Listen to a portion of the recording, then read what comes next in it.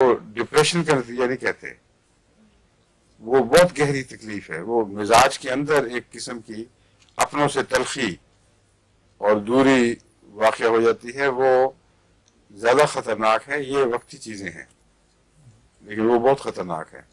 کیلکیریا کا آپ کے ڈپریشن میں جو ایک ایسی بات ہے جو باقی دوسری دواؤں میں نمایاں طور پر کبھی نوٹ نہیں کی گئی، وہ یہ ہے کہ چھوٹی عمر کی لڑکی ڈپریس ہو جاتی ہے، 8-9 سال کی بچی ہو اور ایک دم اداسی کی شکار ہو جائے، کسی چیز میں دلچسپی نہ لے، ہر چیز سے بے نیاز ہو کے بیٹھ جائے، اس میں کیلکیریا کار بہت اچھی ہے۔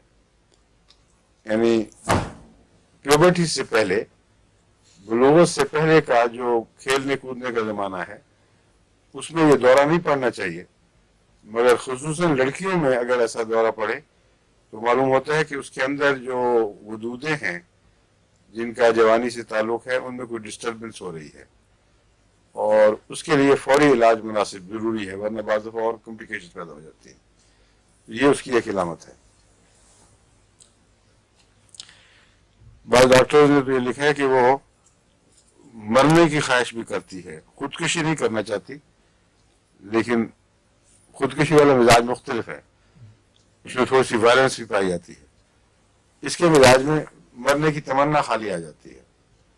اب بڑے آدمی کے اندر تو کئی دفعہ یہ ہوتا ہے جو مایوس ہو جائے کئی قسم کے نقصانات کے نتیجے میں، مایوسیوں کے نتیجے میں، لیکن 8-10 سال کی بچی اگر یہ بات کرتی ہے تو عجیب سی بات ہے۔ بس اس عجیب بات کے ساتھ ہی کیلکیریا کا آپ کے تصور کو باندھ لیں اچھی طرح۔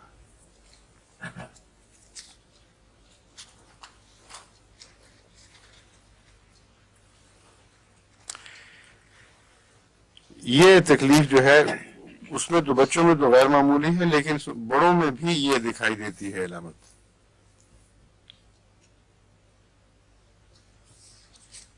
لیکن اس میں جیسا کہ میں نے بیان کیا ہے، وائلنس نہیں ہے، خودکشی کی ٹینڈنسی نہیں ہے، لیکن بغیر کسی معقول وجہ کے اگر جلدی انسان زندگی سے مایوس ہو تو یہ کیلکیریا کا آپ کی علامت ہے۔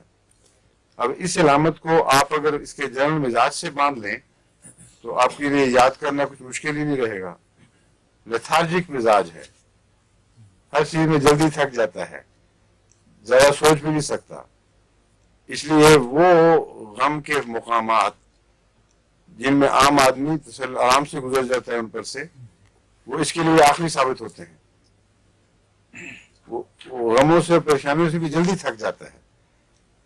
تو ہر جلدی تھک جانے والا مریض، خواہ وہ خون کی تھکاوٹ ہو یا ذہن کی تھکاوٹ ہو یا دل کی تھکاوٹ ہو، یہ کیلکیریا کارب ہے، اور بھی بعضوں میں ہے لیکن کیلکیریا کارب میں نمایاں ہے یہ۔